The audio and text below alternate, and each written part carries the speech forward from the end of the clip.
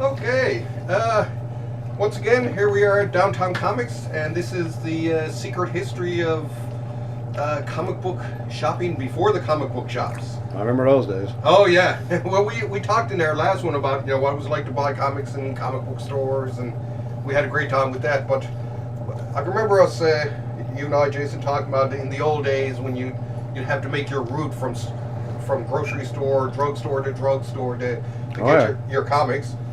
With myself, I started actually buying comics when I was a kid at a store that was on the corner of Elizabeth Avenue and Portugal Cove Road. It was where Munn's Insurance was for years, but before that, in the 60s, there was a store there called Dunn's Pharmacy. Okay, it's before my time. Okay, and so that's where I bought a lot of early comics.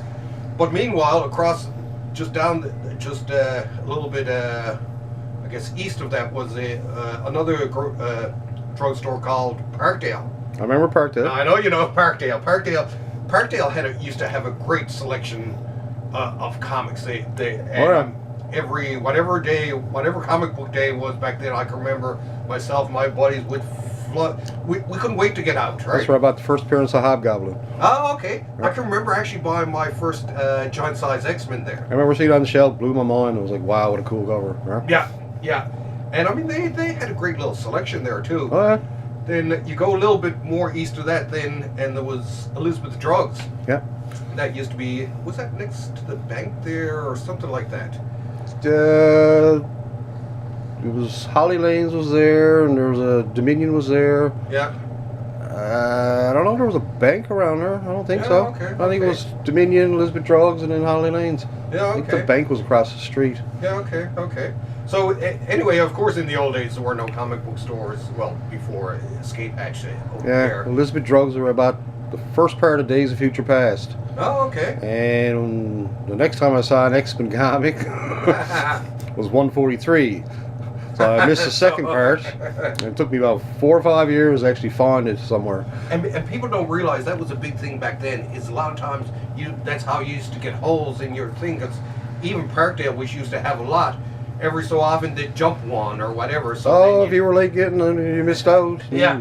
There was no internet. Yeah, and this was before direct market, so this was everything was newsstand back then. Oh yeah. And now I can also remember there was Elizabeth Drugs also over in Churchill Square, so we'd go over, we'd hit that every so often. Downtown, there was afterwards back in the old days too. But there was also Mrs. Bailey's, which used to be right next to where we are. Yeah. And she was okay, but she was really cranky. Nah, I didn't like her either. Yeah, no one seemed to at all. Mount Cashel store used to have them too.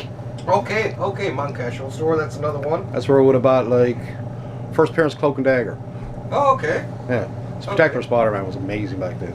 Yeah. And where else would we go? We'd hit that, and I remember buying a few comics at Zeller's.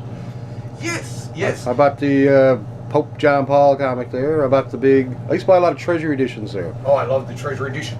And at Woolco, I can remember getting do you remember the 3-packs? Yeah, the 3-packs. Okay, a lot of people won't remember this, but you used to be able to buy it like in Woolco, I guess Woolworths, maybe down in the States, Walmart or Target, maybe they sold them. Well, some of the most valuable comics from the early 80s are those Woolco 3-packs. Yeah, as a matter of fact, I got an X-Men.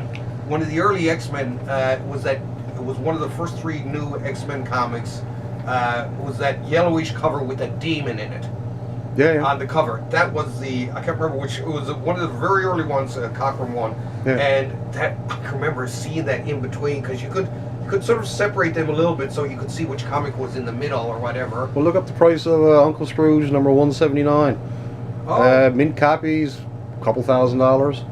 They were only sold in those Whitman 3-packs in select stores in Canada, which would have been Woolco. Huh? Wow. Okay.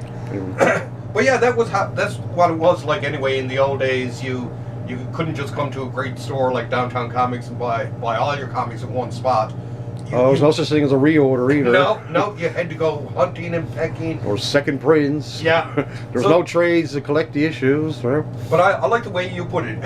All of us, we all had our roots. Yeah. So we'd once the new comics would start to come in, then we'd start going from drugstore to drugstore. Oh yeah.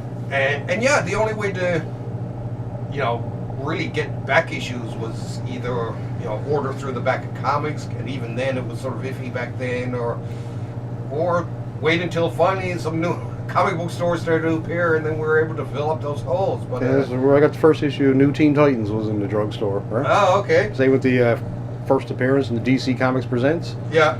The only reason why I bought that yes. comic was it was 50 cents, and it was like had an extra 16 pages with the insert, Yeah. plus an extra 8 pages backup story, and I was thinking that was a great deal for 50 cents. Right? Oh yeah, yeah. And, and downtown. Turned too. out I loved the Teen Titans after that.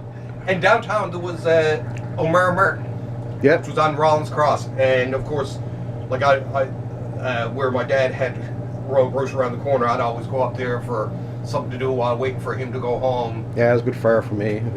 But yeah, and that was the only reason I hit that was because it was next. And, and actually, that was where I started buying comics. I mean, I bought comics as a kid and as a young teen. But when I got in 12 and 13, that's where I actually first started to buy comics one after another, and got into it full time. So Oh yeah, me too. that's where the illness began. Yeah. And anyway, that's really about it. It was hard times in the old days, right? Yeah, it was. You had to slog 20 miles to get your new comics. Yeah, Right? but you loved it. Anyway, folks, that's a little bit more on comic book history here in St. John's, Newfoundland. Perfect. Thanks for having me over, Jason. No problem. Okay, see ya. All right.